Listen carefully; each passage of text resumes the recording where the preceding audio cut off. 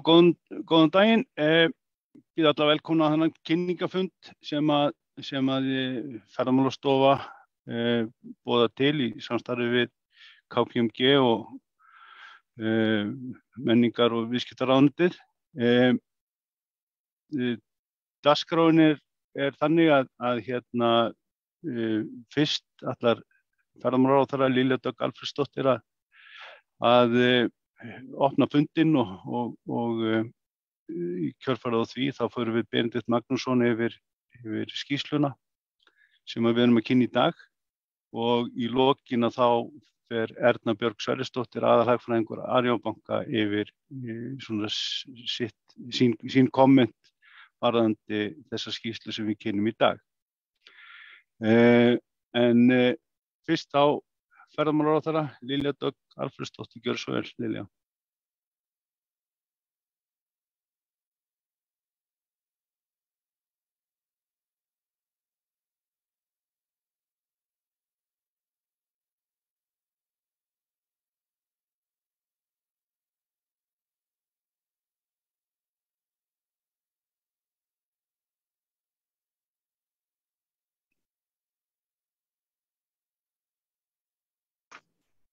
Núna, komið í sæl og blessuð, heyrið þið núna? Þetta er frábært, já, takk fyrir.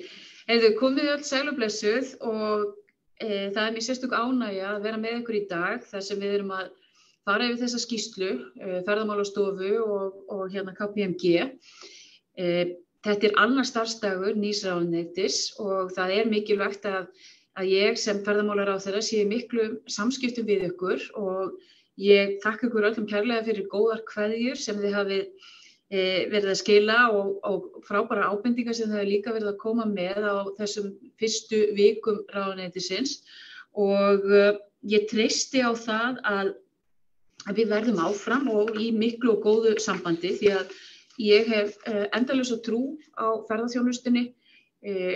Íslensk ferðaþjónusta, hún hefur bætt lífsgæði á Íslandi svo munar síðustu 15 árin og gert það auðvitað bæði hér innanlands miklu fjölbreyttari þjónusta og ég tala nú ekki að 42% gjaldeyrissköpun þjóðarbúsins í gegnum ferðaþjónustu og 40% af landsframleiðslunni tengist þessu ráðuneyti. En hafandi sagt það, þá þegar við erum líka með menninguna, þá datt mér í hug að vera með smá leiklestur sem tengist ferðaþjónustunni og mér langar að lesa leiðara frá ákveðnu dagblaði á sínum tíma sem að fjalla ferðaþjónustu og þið getið ég ætla að segja ykkur hvaða ár þetta var ritað því ég er búin að lesa þennan leiðara. En titillinn á leiðaranum er Ísland og útlendir ferðamenn. Ekki þá neinum blöðum það að fletta að frá landsins hálfu eru skilyrði svo góð sem hugsast getur til þess að hingað ferðist fjöldi fólks á hverju einasta sumri. Ísland hefur að mörgu leyti engu síðri skilyrði en Sviss til þess að draga að sér útlenda ferðamenn. Hér er einkennileg og margháttuð náttúrufegurð sem flestir hafa heillast af hingað hafa komið og verið sæmilega veðurheppnir. Ísland hefur eignast vini sem hafa unnið því gagn heim allan. Það er ekki fyrir tilstilli þjóðarinnar að útlendingar hafa vanið komu sínar hingað. Af Íslendinga hálfu hefur ekkert verið gert til að draga hingað ferðamenn. Íslendingar verða nú að fara að gera sér það ljóst hvort þeir vilja að landið verði ferðamannaland eða ekki. Það kann að vera að sumir komi með mótbárur gegn því að hingað komi mikið ferðamönnum eða að nokkuð sé gert til að laða ferðafólk að landinu og telji það hættulegt þjóðerninu. En þegar allt er litið verður ekki annað séð en að gagnið sem orði gæti að ferðamanna heimsóknum hingað sé svo mikið að sjálfsagt sé að styðja að þeim. Íslendingar þurfa einnig sjálfir að læra að meta betur land sitt og þá fegurð sem það hefur að bjóða. Það er raun að því hversu Íslendingar eru ófróðir sitt eigið land og að þeir sem gott tækifæri hafa til að kynnast því. En það skemmst frá því að segja að þetta leiðari í Morgunblaðinu frá árinu 1920 og ritað 19. ágúst 1920. Og eins og þið sjáu, þetta engin smáskilaboð. Í fyrsta lagi að það auðvitað nefnt að hér mikil náttúrufegurð og við gætum að minnstakosti verið á pari við Sviss. Í öðru lagi að Íslendingar kunni ekki almennilega meta landið sitt og það oft þannig að fólk kann stundum ekki að meta það sem það hefur fyrir að bera það saman við annað og ég held að mig alveg segja það líka og að stjórnvöld þurfi nú líka að átta sig á því hvað ferðaþjónusta getur gert landinu mikið gagn. En þá ætla ég nú ekki að hafa þetta mikið lengur nema að ítreka það að við erum að fara að skrifa undir með Íslandsstofu undir samningin Saman í sókn sem verður þá markaðsátakið á erlendi grundu og ég auðvitað mjög stolt af því að við séum að fara í það í annað sinn og ég eiginlega sannfærð það að COVID-ið sé að klárast og að við séum einhvern veginn alveg að komast yfir við séum að komast yfir þessa erfiðustu brekku. En ég hlakka til að heyra meira og, frá greiningunni og líka frá henni Ernu. Kærar þakkir. Takk fyrir það, Lilja. Þá skulum við vinda okkur í kynninguna og það eru glærur sem að við styðjumst við í þeirri yfirferð.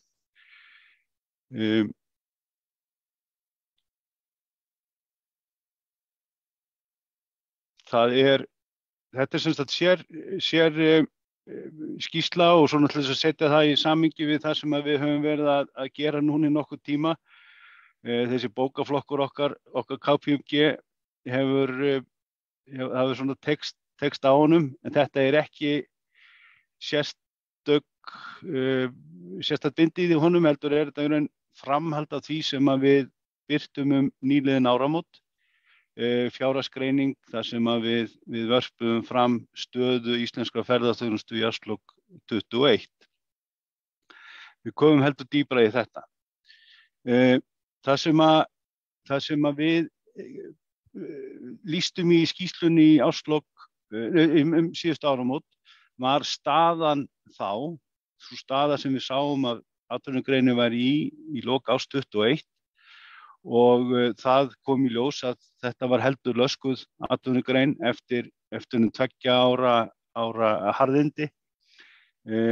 Skuldur höfðu verið að aukast en það sem mikilvægt að átta sig á þessum tímamótum þegar við sjáum fyrir endan á og vonandi sjáum fyrir endan á áhrifum heimsfaraldursins hvernig viðspyrnunum verður háttað og í hvaða ástandi atvinnugreinin til þess að fara í þessa viðspyrnu.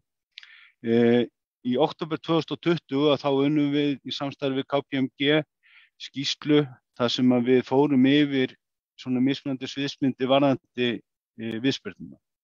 Og fyrir þá sem að muna eftir því að það talsvert mikill munur á því hvernig ástandið í greininni til þess að takast á við það að fara aftur að taka við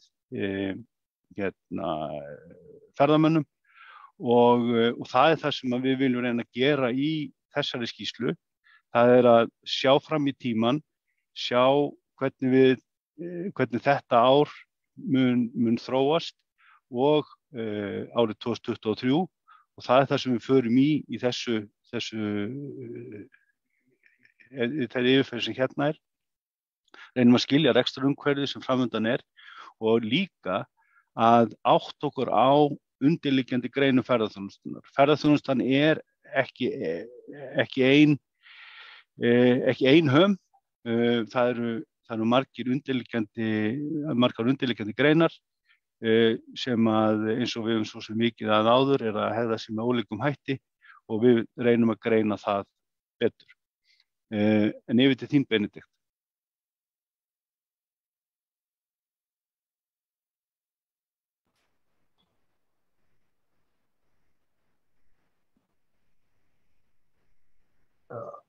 Sést það myndinni?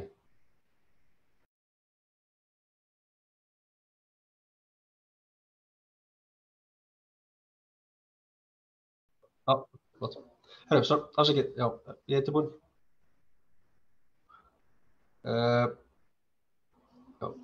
Góðan daginn. Ég heiti Benedikt Magnússon og er sviðsstjóri hérna á ráðgjafarstöðinni á KPMG. Við ætlum í dag aðeins að svona í framhaldi af þeirri skýrslu sem við gáfum út í byrjun janúar höfum við svona verið aðeins að það sem voru svona að greina á ársreikningafélaginu í Árslok, hvernig leit út í Árslok 2020.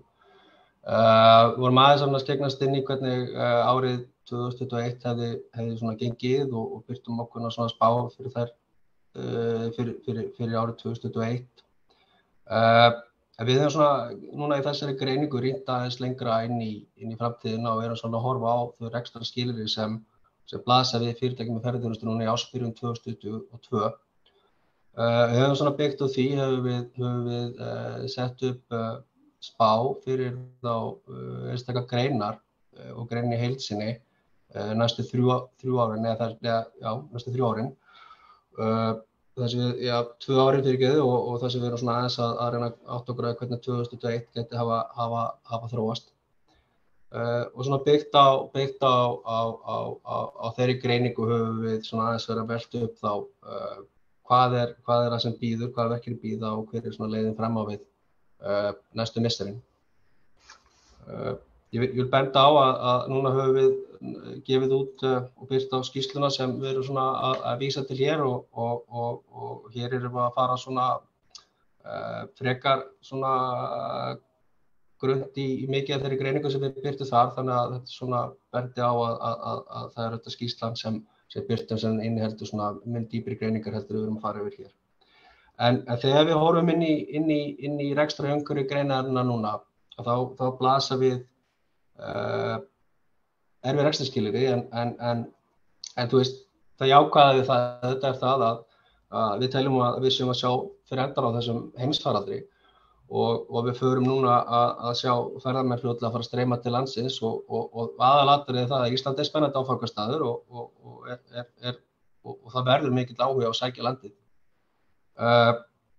Við höfum í þessari greiningu svona verið að horfa til bara helstu svona drifkrafta sem hafa áhrif á eftirspurnina og það eru auðvitað þættir eins og þróun og framboði flugs og bara verðlækkun fargjalda, ferðavilja.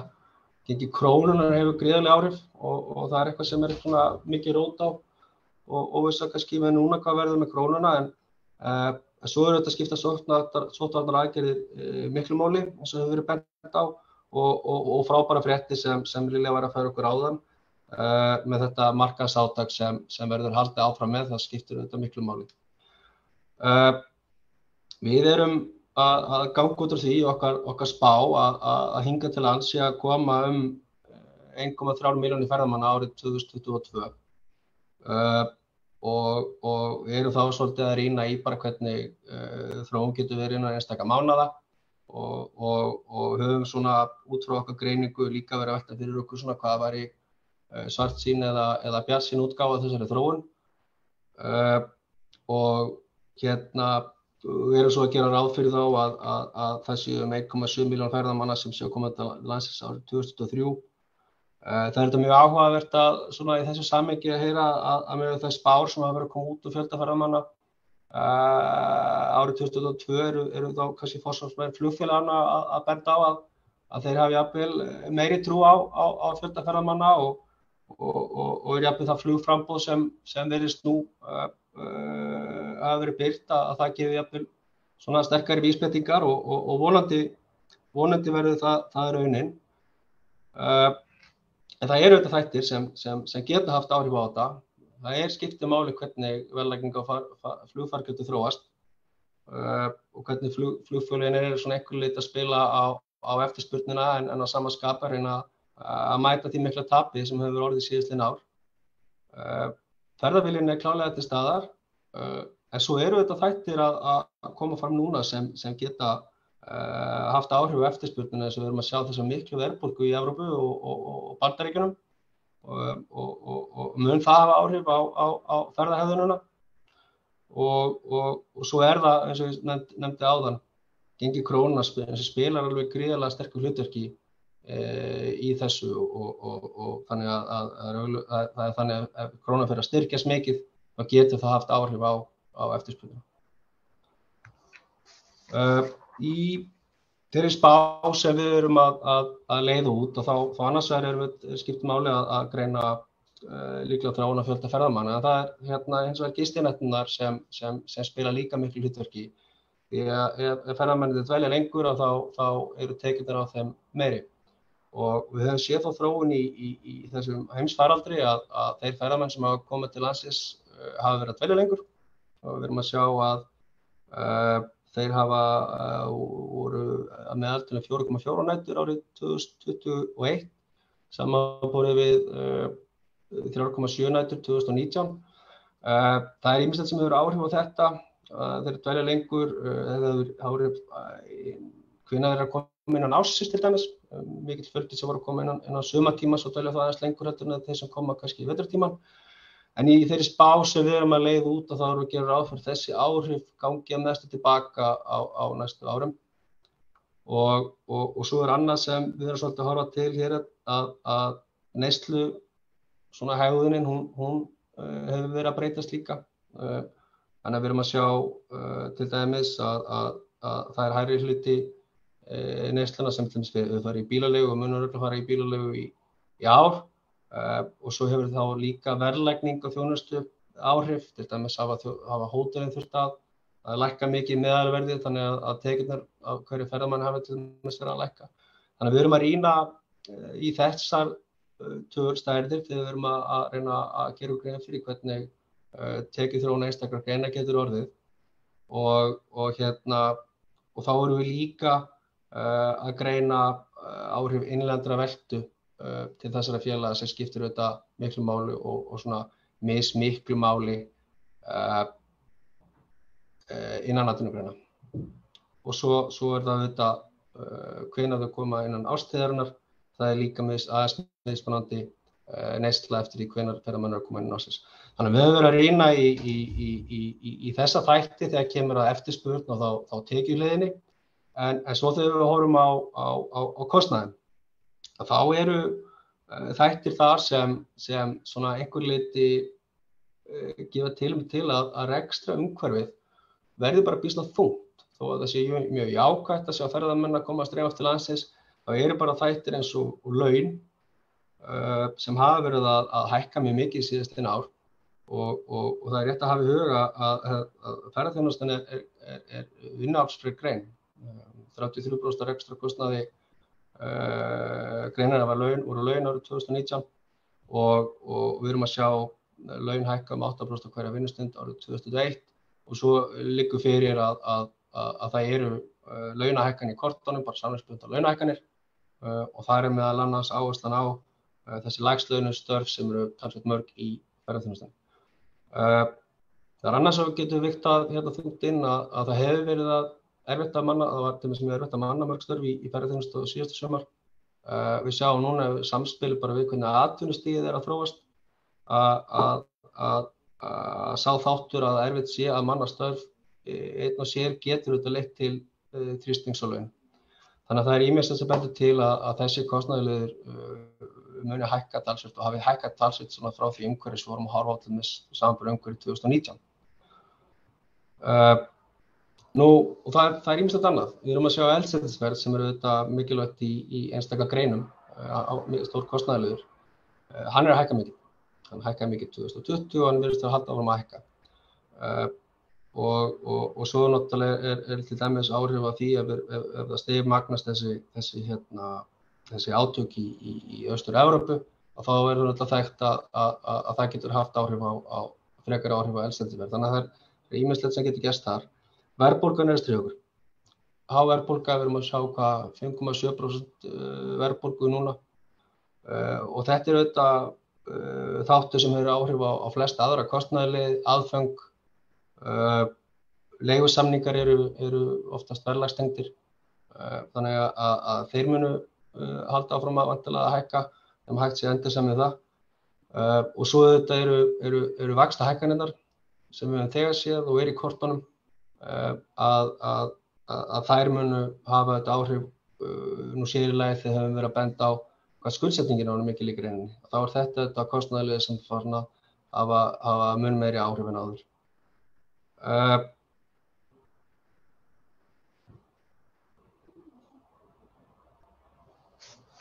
Nú ef við förum í þessa fjárhagsspá og aðeins að ítreka það að svona dýpri greining er í skýrslunni sem við erum að gefa út.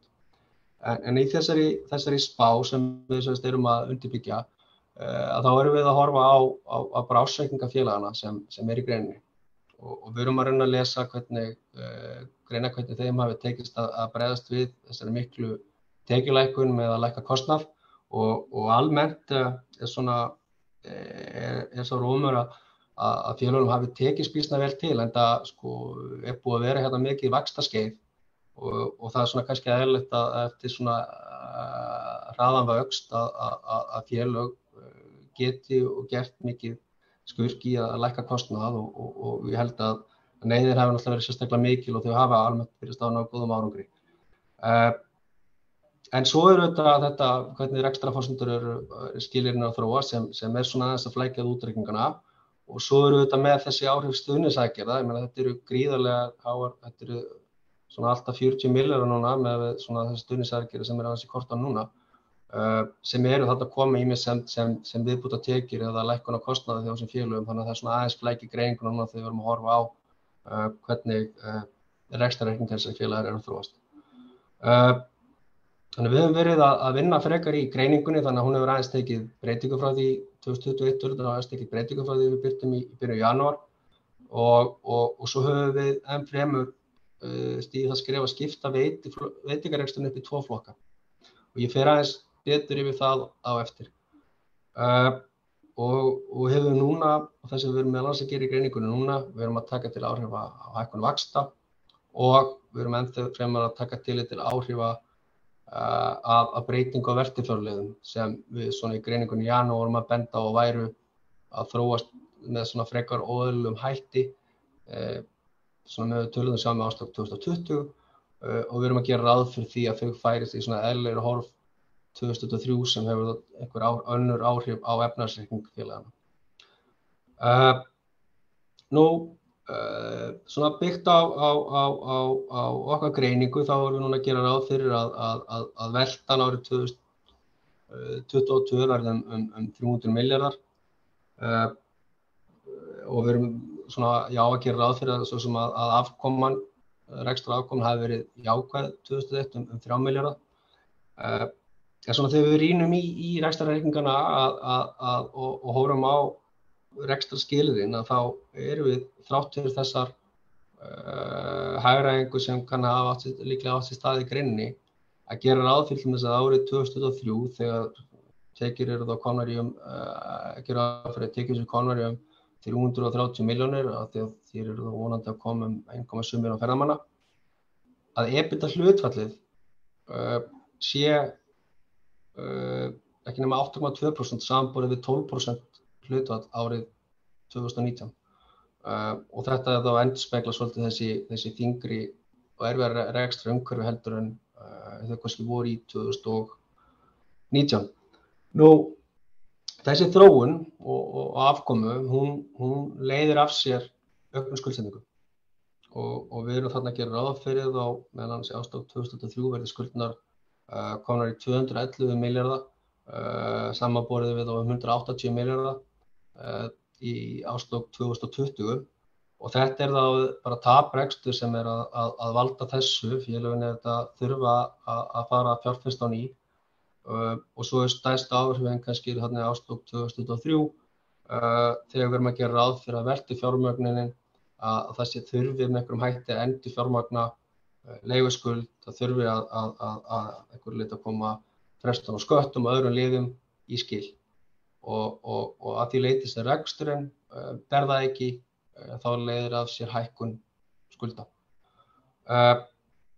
og þessi þróun þá þegar við horfum á rekstrarafkomuna höfum tekið til afskrifta og vaxtahækkana þá sést bara hvernig félög í þessari grein eru bara áfram að ganga á eigið fé næstu 2-3 árum og eiginfjárhlutfallið er komið niður í 3% í árslok 2023 og það sem við erum að varpa hér fram ákveðin sviðsmynd og það má eiginlega svona best að segja það sé næstu öruggt að þessi sviðsmynd verður aldrei veruleika af því þetta gengur ekki svona.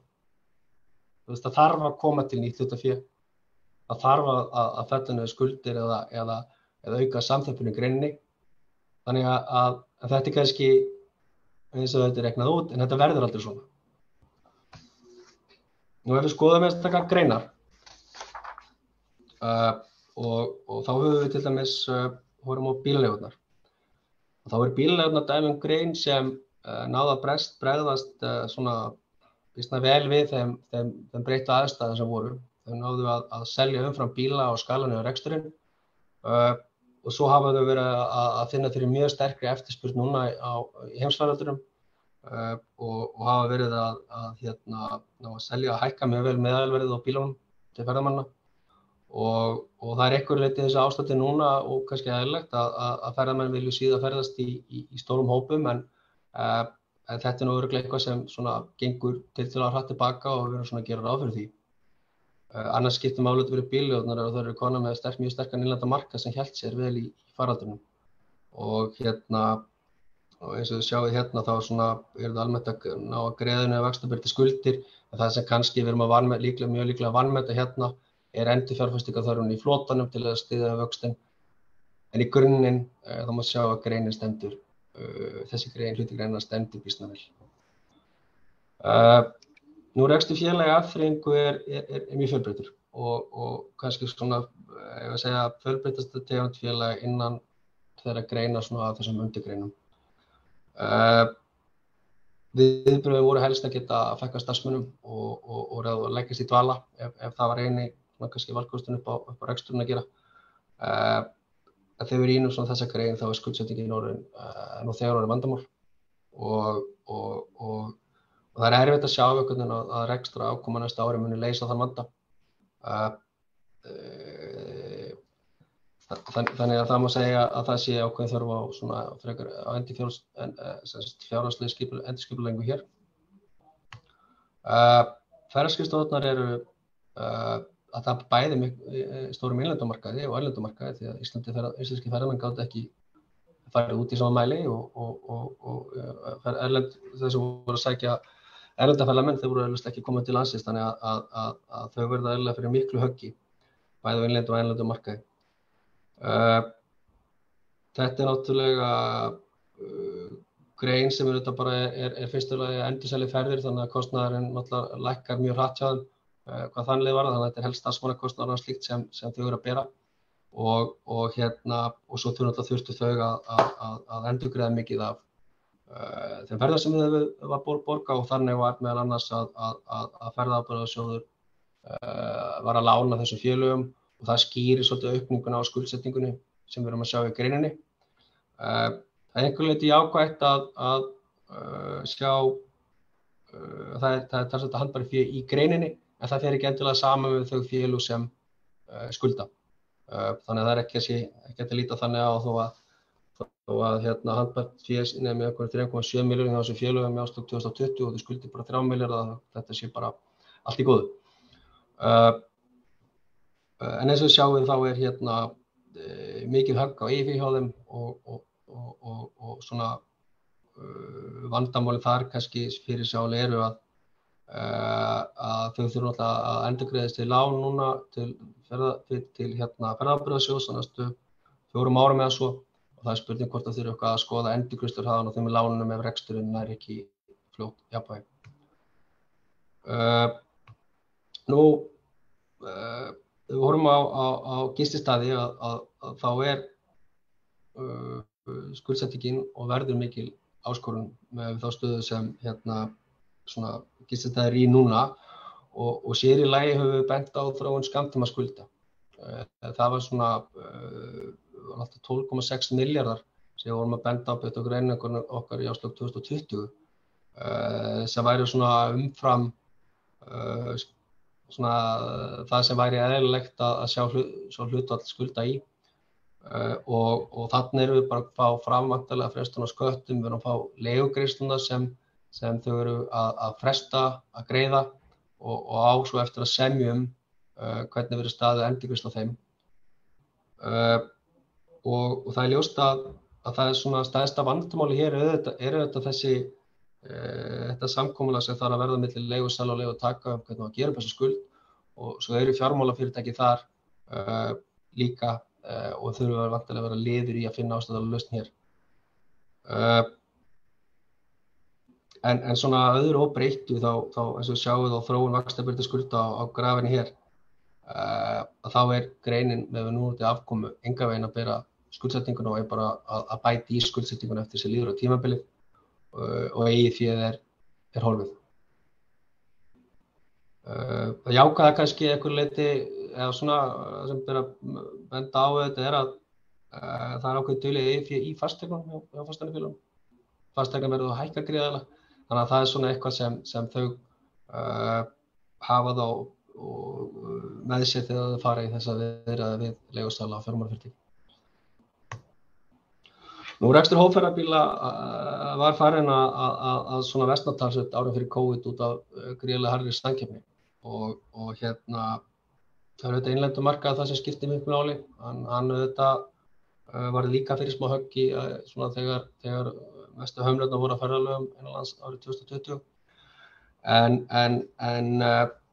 það einhvern veginn erfitt að sjá bara með skuldsetninguna og við erum að sjá til dæmis það að flotinn núna bara álíka stór á verið árslok 2019 þannig að þessi félög hafa lítið náð að skala niður í stærð og eru náttúrulega erfitt að koma bara út í verð með bara aðstæður eins og þær eru. Þannig að svona með við skuldsetninguna og afkomuna sem sjáum við eigið fé hérna bara að komið orðið hérna neikvætt -18% í árslok 2023 sem sýnir þetta bara hversu erfið rekstrarskilin eru ef við tölum þessari grein og það einhvern veginn óhjákvæmilegt að samþjöppun eigi sér stað samhliða einhverju fjárhagsendurskipulagningu hjá félögum í þessari grein og það eitt og sér eftir svo hjálpa að bæta afkomu. Nú ef við horfum á veitingarekstur og það sem við gerðum með veitingareksturinn var að við vorum kannski ekki alveg, það var ekki hljóðamynd var ekki alveg að fara saman þegar við vorum kannski að horfa á veitingarekstur í heild sinni og svona heyra svona kannski hvað umræður voru í hérna veitingamálum en annars og það sem við gerðum við skiptum flokkum veitingarekstur upp í 2 flokka og annars vegar veitingarekstur sem þá bara þessi innlendi markaður og ef við nálguðumst það þannig að það eru þau félög sem voru með minna en 20% veltusamdrátt milli áranna 2019 og 2020 og þetta eru 230 félög sem að velta 33 milljörðum króna árið 2020 og svona þegar við horfum á þetta mengi þá eru þetta félög sem að auka veltuna 3 milljarða milli ára 2019 og 2020 sem sýnir þetta bara þarna erum við að ná félög sem eru bara býsna á öflug og innlendu marka og voru njóta sterkar innlendar eftirspurnar í heimsfaraldrinum og hér sjáum við bara mjög sterka jákvæða afkomu og hér við erum komið ákveðið mengi sem stendur bara fínt og þarf ekkert frekar að rýna. En hins vegar þegar við horfum á veitingarekstur sem er meira háður erlendu ferðamönnum sem þá félög veitingarekstur sem með meira en 20% veltusamdrátt milli áranna 2019 og 2020 þá erum við að draga fram hérna 408 félög með 28 milljarða í veltu árið 2020 og þessi félög í heildina eru með 50% veltusamdrátt og þegar við drögum fram þetta mengi þá augljóst að heimsfaraldurinn haft verulega áhrif og auðvitað allar hinar takmarkanirnar sem hafa verið við lýði og hér sjáum við bara að taprekstur ára 2021 að ganga mjög mikið á IFE og hefur að auka skuldsetninguna og þau eru óverleitin að greiða niður þessa skuldsetningu á spátímabilinu og það einhvern veginn þannig að maður horfir á þessa þróun og hvernig EIF að þróast að það einhvern veginn óhjákvæmilegt að það þurfi að koma nýtt hlutafé eða einhver niðurfelldri skulda til að koma veg fyrir gjaldþrot.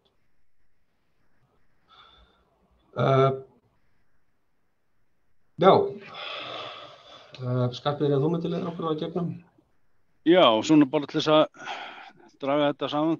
Takk fyrir Benedikt þessa yfirferð. Hérna, aðeins að draga þetta saman að þá svona hvernig lítur þetta út svona á komandi misserum.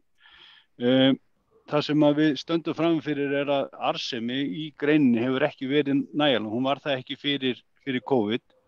Þegar við erum að draga ályktanir í þessari yfirferð okkar þá höfum við stuðst við þá arðsemi sem var fyrir COVID, erum að miða við 2019 tölur og miða við það að þá er þessi skuldastabbi ekki sjálfbær.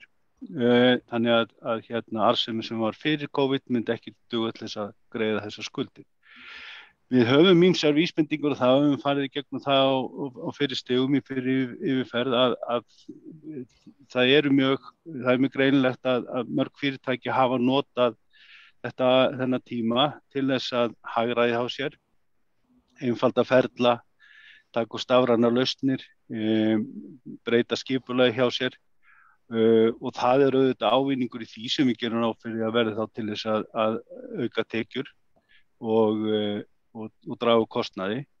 En á móti eins og Benedikt rakti hérna áðan að þá eru blikur á lofti varðandi kostnaðinn í greininu og það svona þann kostnaðarstrúktúr sem að greinin stendur frammi fyrir. Nú í öðru lagi að þá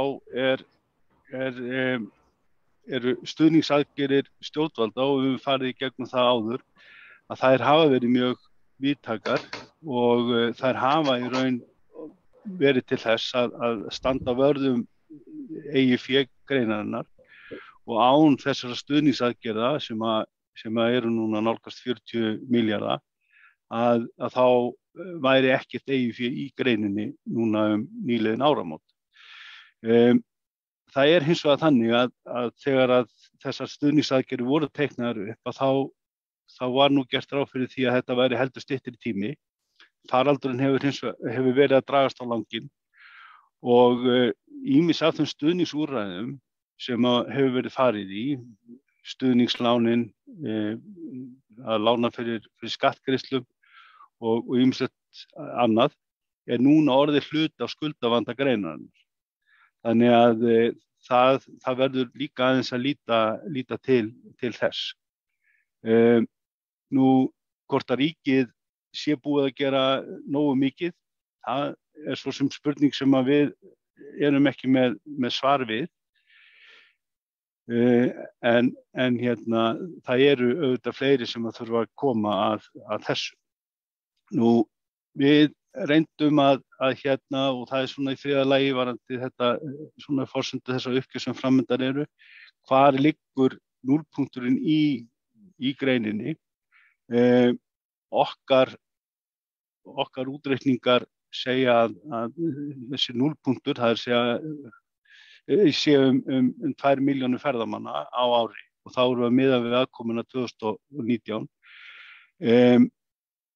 Það er að vísu og þá, núllpunkturinn þá er það hvenær fer að myndast hagnaður í greininu.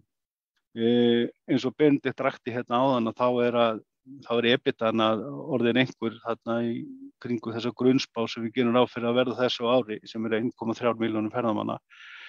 Þannig að þegar að það verður til einhver EBITDA þá er að verða til laust fé hjá fyrirtækjunum til þess að standa við skuldbindingar sínar. Þannig að núllpunktur varðandi það er talsvert lægri en það verður ekki nein arðsemi í greininu fyrir að fjöldi ferðamanna hefur náð 2 milljónum og þetta til samanburðar var 1,7 milljónir í þeirri skýrslu sem við skiluðum í árslok 2020. En svo er á móti ýmislegt eins og ég nefndi á undan sem vegur þarna á móti, hagræðing og fleira. Það eru erfiðari rekstrarskilyrðir sem ég nefndi líka en svo er svona eins og leiða má af þeirri yfirferð það sem eru í hverja undirliggjandi greinunum að þá er núllpunkturinn svona misjöfnum stað hjá hverri og einni. Nú, varðandi, nú fletti Benedikt fyrir mig,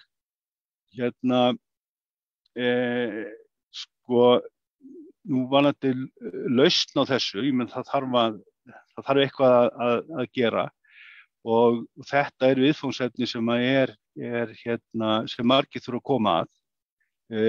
Eins og rakið var að þá gengur þetta ekki með óbreyttum hætti.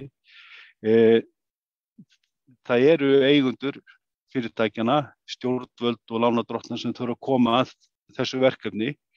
Bankarnir eru stærstu lánveitendur greinarinnar, eigendur að langstærstu hluta þeirra skulda sem eru í atvinnugreininni og þess vegna líklega til þess að vera í fyrirferðarmiklu hlutverki í því og jafnvel að leiða þessa vinnu. Staða þeirra sem betur fyrir sterk í dag og miklu sterkari heldur en þegar bankarnir þurftu að koma að því að leysa vandamálin að koma að því verkefni að leysa vandamálin eftir hrunið.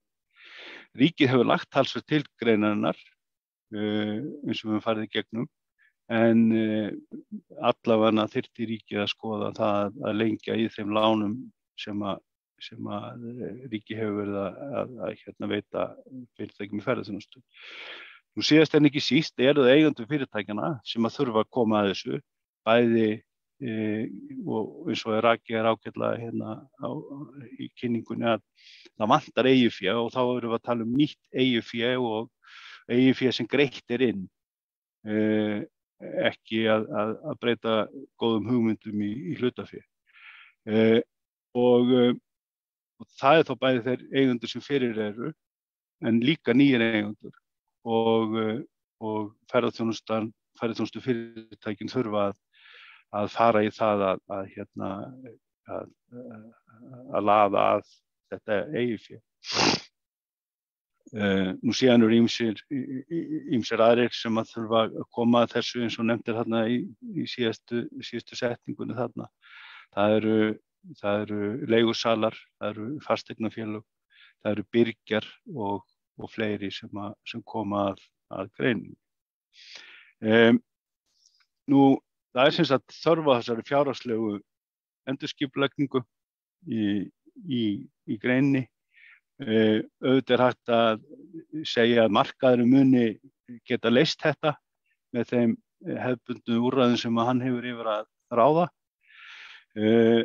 En það ber þó að líta til þess að þetta eru óvenjulegar aðstæður, þetta eru óvenjulegar kringumstæður sem að greinin búin að vera að fara í gegnum síðastliðin 2 ár og það að láta markaðinn einan þetta, það getur líka laðað fram og kallað fram ýmsar óheppilegar hliðarverkanir, félagslegar, líka hvernig viljum við hafa ásýnd ferðaþjónustunnar sem atvinnugreinar á næstu árum. Það getur haft óheppilegar afleiðingar fyrir til þess landsbyggðina að það verði mikið tilflutningur á eignarhaldi eða samþjöppun. Þannig að það líka að skoða það allt saman í því þegar valinu verður svo leið sem farin verður til þess að vinna úr þessari stöðu sem ferðaþjónustan komin í. En það engin spurning að það þarf að vinda sér í það á næstu mánuðum. Eins og staðin núna þá held ég að það sé mikilvægt að ferðaþjónustan horfi til þess að nýta þau tækifæri sem að verða í sumar. Það má gera ráð fyrir að það verði talsverður fjöldi ferðamanna í sumar og það sé mikilvægt að fá gott sumar og reksturinn í sumar mun gefa vísbendingar það hvaða fyrirtæki séu lífvænleg og eigi sér bjarta framtíð. Og hver þurfa þá að huga að öðrum aðgerðum. Þetta svona þessi skýrsla sem að við birtum núna á netinu, en okkur langaði til þess að fá svona annað fersk augu til þess að fara yfir þetta fyrir okkur og við báðum Ernu Björgu Sverrisdóttur aðalhagfræðing Arion banka að gera það fyrir okkur. Ég gef þér orðið, Erna. Takk fyrir Skarphéðinn. Má ég sjá, ég ætla að reyna að deila á skjánum mínum. Svona, þetta komið hjá öllum vonandi. Jó. Takk hella bara fyrir að bjóða mér áðan viðburð og þetta virkilega áhugaverð skýrsla og að mínum að þetta mjög þarft framtak núna þegar við stöndum þetta á ákveðnum tímamótum. Eins og framkom þá starfa ég hjá Arion banka en ég vil bara ítreka það að ég í sjálfum sér sjálfstæð eining innan bankans, svo ég ekki að koma hingað fyrir hönd lánveitenda, heldur fyrst og fremst sem efnahagsgreinandi. Og fyrir efnahagsgreinanda þá skiptir ferðaþjónustan að sjálfsögðu höfumáli. Ein mikilvægasta forsendan, bara ef ekki svo allra mikilvægasta forsenda, sem maður gefur sér til dæmis í hagspárgerð, fjöldi ferðamanna hingað til landsins. Og mér langar að setja hérna eina glæru, sýna ykkur hérna á skjánum, því eins og þið sjáu þá ég greinilega töluvert bjartsýnni heldur en bæði kollega mínir í hinum bönkunum og skýrslu höfundar, þar sem að grunnspáin mín, hún í svipum takt í rauninni og bjartsýna sviðsmyndin sem hér var kynnt. En spáin var reynda gefin út áður en Omikron hafði svona mikil útbreiðslu, þannig að það þarf vissulega að hafa það í huga, en áhrifin virðast alltaf vera minni og vonandi Omikron bara dálítið upphafið á endurum á þessum faraldri.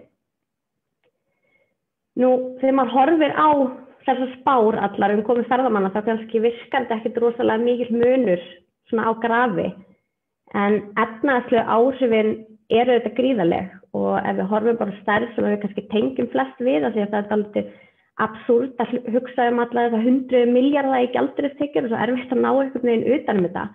En ef við hugsum bara til þess fólki sem starfar innan greinarinnar, að bara munurinn á sviðsmynd Arion banka hérna og bara svartsýnu sviðsmyndinni, að þetta næstu því 4.000 störf og bara til að setja þetta í eitthvað svona samhengi að þessi geirinum sem ég vinn hjá, fjármála og vátryggingastarfsemi, það vinna tæplega 6.000 manns í þeim geira, þannig að þetta ofboðslega mikil áhrif og greinin hefur bara áhrif á í rauninni alla kima hagkerfisins, hvort sem að tala vinnumarkaðinn, neyslu heimilina, utanríkisverslun, gengi krónar, að greinin hefur í rauninni bara áhrif á nánast allt innan hagkerfisins. Nú, eins og það sjáðu, þá ég bara nokkuð bjartsýn, allan hvað varðar komur ferðamanna og tel horfina bara nokkuð góðar. Það sífellt að bætast í flugframboðið. Rannsóknir rauninni sýna að það fyrst og fremst flugframboðið sem skiptir höfumáli fyrir svona lítil eyríki eins og okkur. Það virðist í rauninni skipta meira máli fyrir komur ferðamanna heldur bara til dæmis gengi gjaldmiðilsins. Þannig að það fer vonandi að rætast úr tekjuhliðin bara strax þetta ár og ég rauninni sammála öðrum tekjuforsendum sem að hér var komið inn á áðan, að það að segja að fyrstum sinn þá munum við líklega svo lengri dvalatíma og meiri neyslu per hvert ferðamann og allavega samanborið við þessi mestu uppgangsár greinarinnar og ég rauninni á þeirri skoðun að við getum séð þessi áhrif varaðins lengur heldur en til dæmis hér var kynnt áðan og gert ráð fyrir í þessari analýsu. Nú, að því sögðu þó að ég sé kannski bjartsýn á tekjuhliðinni, þá virðist sem að ég sé aldrei kannski svartsýnni hvað varðar gjaldahliðin og þar ákveðnar blikur á lofti og ytri skilyrði greinarna þau rauninni miklu verri en flestir gerðu ráð fyrir og flestir reiknuðu með. Það að segja að þessi viðspyrna, hún að eiga sér stað í mun óhagfelldara umhverfi en flesta grunaði.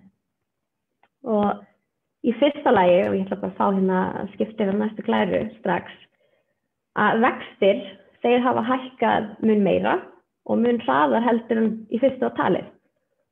Og ég fór í fæðingarorlof í mars og síðast ári og það síðast að ég gerði í vinnunni var að birta nýja hagspá. Þar var spáð að stýrivextir eru komnir í 1,5% árið 2022. Þegar ég kom tilbaka úr fæðingarorlofi þá voru stýrivextir komnir í 2%. Og útlit fyrir að þeir muni halda áfram að hækka nokkuð skart. Allir flestir sé ekki að gera ráð fyrir að það fari vel yfir 3% til loka árs. Og grafið því sýni hérna til vinstri á skjánum hjá okkur að þetta er ekki spá, heldur, ég veit ekki hvað maður ætti að kalla þetta, vinnureglu peningastefnunefndar, hvernig vextir ætti að þróast miðað við verðbólgu og efnahagshorfur og taki eftir að þetta var staðan í nóvember. Þegar verðbólga verður töluvert minni. Og verðbólga núna, komið inn á hana áðan, Benedikt fjallaði um verðbólguna, en ótrúlegt satt þá það náttúrulega ekki núna sér íslenskt fyrirbæri. Það eru flesta vestrænar þjóðir að glíma við mikla verðbólgu. Til dæmis vegna olíuverðshækkana og það í sjálfu sem slæmt fyrir ferðaþjónustuna því sögulega séð þá hefur olíuverð haft töluverð áhrif á farþegaflutninga í heiminum í gegnum flugfargjöld. En það eins og ekki einu neikvæðu áhrifin, það sem verðbólga hún dregur úr kaupmætti. Því að mögulegir ferðamenn hingað til lands, þeir hafa minna á milli handana en áður. Og nú veit ég ekki til þess að það hefur verið gerð einhver rannsókn á tekjuteygni þegar kemur að íslenskri ferðaþjónustu. En erlendar rannsóknir þær sýna að ferðalög eru vissulega tekjuteygin, þau eru almennt talin lúxusvara. Því að þegar kaupmáttur minnkar, að þá minnkar eftirspurn eftir ferðalögum hlutfallslega meira.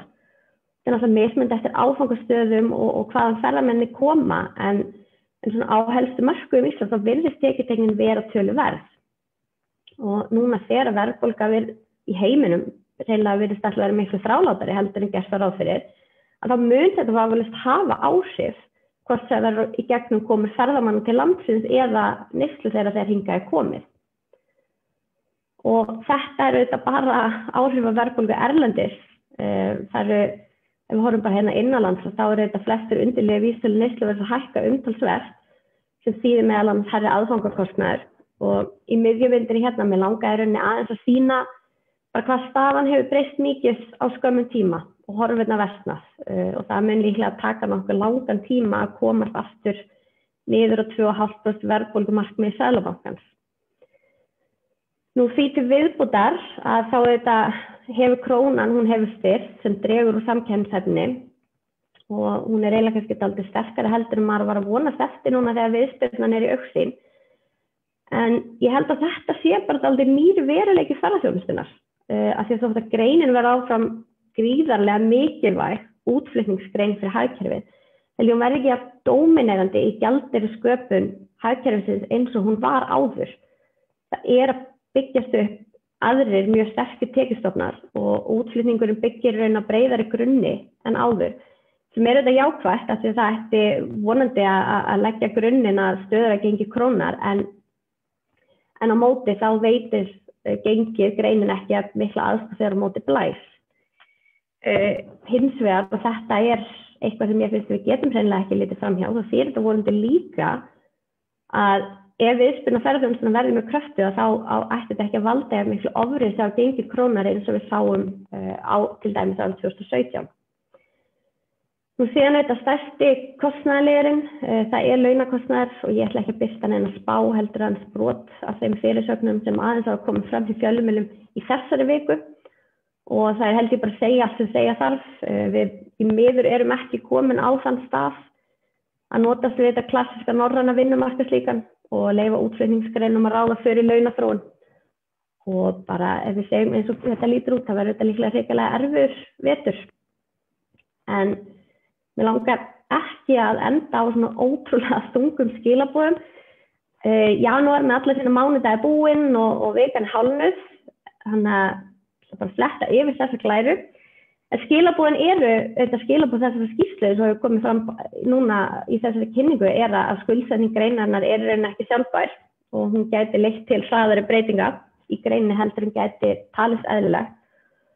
Og ég tek algjörlega undir það og aftur núna ég ítreka að ég er ekki hér fyrir hönd lánasviða bankans en þetta er krefjandi verkefni sem að ferðaþjónustan á fyrir höndum og margir aðilar sem þurfa að koma á borðinu en ekki síst af þessum að greinin sjálf hún þarf líka að líta dálítið inn á við og leggja fram áætlanir og spyrja sjálf sig hvernig vill hún vera, hvernig ferðaþjónustu viljum við byggja upp.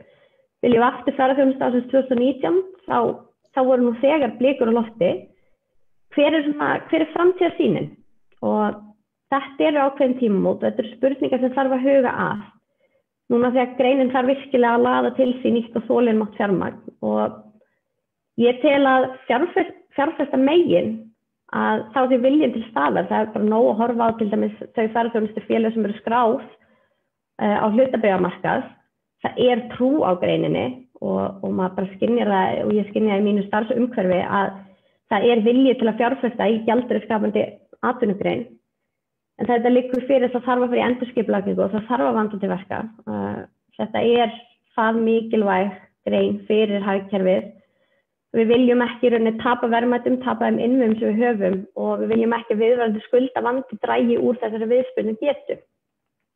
Og ég held að þetta séu kannski aðeins betri skilaboð heldur en að voru á síðustu klæru. Þannig að ég ætla ekki að hafa það lengra. Bara takk kærlega fyrir mig og takk kærlega fyrir boðið að taka þátt í þessu verkefni. Takk fyrir það, Björg. Erna Björg fyrirgefðu. Mjög áhugavert innlegg í þetta. En ég vil bara þakka ykkur öllum fyrir þátttökunda. Það já. Má ég aðeins koma inn í þetta? Endilega. Kæra þakki fyrir þetta, Erna, og mér langar aðeins að segja svona aðeins líka að, þú veist, ég held að sé hárrétt að benda á þessi ytri skilyrði og ytri skilyrði séu verri við, ég held að við getum alveg klárlega gert ráð fyrir vaxtahækkun og það auðvitað bara mjög mikið undirliggjandi og við sjáum á heimsvísu, ég meina við höfum aldrei séð svona verðbólgutölur í Bandaríkjunum og núna líka í Evrópu. Og allir seðlabankar eru svona að hugsa, þú veist, er þetta skammtíma hækkun eða þetta komið til meðal eða lengri tíma? Og þetta bara, þú veist, þetta stærsta spurningin sem allir seðlabankar eru að fást við á hagvísu, á heimsvísu. Þannig að vextin eru klárlega. Auðvitað verður það þannig myndi halda varðandi olíuverð að leiða það að komast eitthvað ákveðið jafnvægi og ég tala nú ekki menn fara að slaka aðeins á aðgerðum í Asíu af því þeir bara loka öllum verksmiðjum og einhvern veginn að framboðshliðin fyrir aðeins að lagast og þá við jöfnum aðeins stöðuna varðandi líka græna orkugjafa að þá þarf ekkert endilega olíuverð að þú veist knýja áfram frekari verðhækkanir. Svo komst inn á þetta varðandi verðbólgan sé að draga úr kaupmætti og mér finnst þetta mjög gott varðandi tekjuteygni íslenskra ferðaþjónustu. Ég er ekki alveg sammála þessu vegna þess að ég held að það sem búið að gerast heim allan að það er mjög mikið uppsafnaður sparnaður. Og ef við lítum bara á greiðslujöfnunin að þú veist, menn eru búin að vera mjög sterkir á vöruskiptajöfnuninum af því þú hefur ekkert getað gert annað, ég meina það allir búinir eða mjög margir búin að endurnýja tölvuna sína, reyndar ekki ég, símana sína, ekki ég aftur, en veist, menn eru búin að vera þar. En það sem fólk hefur ekki verið að gera, fólk hefur ekki verið að ferðast og þú spyr bara, held ég flestar fjölskyldur í heiminum sem hafa stöðu til þess að ferðast, verið að velja á milli þess að fá sér nýja tölvu eða nýja áskrift að einhverju streymisveitu, þar vilja allar ferðast, undantekningarlaust og ég held að ferðaviljinn, við munum held ég aldrei sjá eins mikinn ferðavilja bara nokkuð tíman eins og núna næstu 2 árum. Þannig að ég ætla að gera spurningamerki við tekjutegnina, hún venjulega hún við, en ég held hún eigi ekki við núna út á COVID-inu í eins miklu mæli. Hins vegar, þá tel ég að við að horfa svolítið til þess að vegna þess að við eigum þá, að þú veist að tala um framtíðarsýna, að við eigum að huga til hverjir geta komið hingað, að það verða fólk, þú veist, það verða fólk sem getur ferðast. Alveg sammála með krónuna.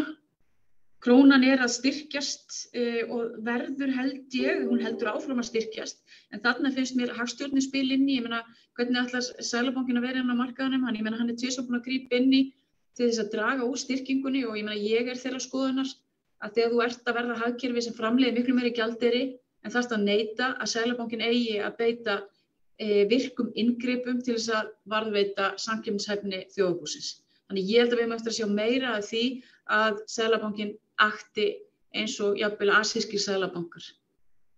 Og mér finnst þannig að gera, það er mín skoðun. Launakostnaðurinn, klárlega vandamál og svo bara höldum við áfram með þetta að vinna í þessari framtíðarsýn. Kannski að lokum þá held ég að staða okkar núna sé að mörgu leyti betri að fara í endurskipulagninguna vegna þess að við erum bara með svo mikið magn af gögnum og að bankarnir eru þetta í miklu betri aðstöðu. Og það er alltaf mín skoðun að þú veist, það þarf að vera eitthvað svona svo ég sletta á ensku ráðherra íslenskunar, að þarf að vera eitthvað svona fair burden sharing í þessu, klárlega mínu mati og að ég ætla líka að vera svolítið djörf að segja sko ferðaþjónustan hefur búið til alveg ábúðslegan hagvöxt, miklar gjaldeyristekjur og mun halda áfram að búa til gjaldeyristekjur alveg sammála því ekki eins miklu mæli út af fjórðu stoðinni, en stór hluti fjórðu stoðarinnar í þessu ráðuneyti líka. Þannig að ég bjartsýnni á horfi ferðaþjónustunnar út af COVID-19. En bara kæra þakkir. Ég mjög gaman á svona greiningum eins og þið kannski heyrið. Takk fyrir. Já, það gaman að heyra þessa hagfræðingu spjalla saman þetta. Og hagfræðin náttúrulega þannig fræðigrein að það eru stundu skipta skoðanir. En það einmitt þetta sem við þurfum að fara yfir og samtalið þarf að vera öflugt á milli alla þessar mismunandi aðila sem að þessu koma. Svona bara í lokin að þá vil ég nefna það, skýrslan er væntanlega komin á vef Ferðamálastofu og það efni miklu ítarlegra og endilega skoðið það. Það upptaka af fundinum líka á vefnum okkar og síðast en ekki síst, ef það eru ábendingar eða athugasemdir, þá viljum við mjög gjarnan fá þær því að við erum alltaf að læra og viljum bæta við í það. En takk kærlega fyrir þátttökuna og góðar stundir.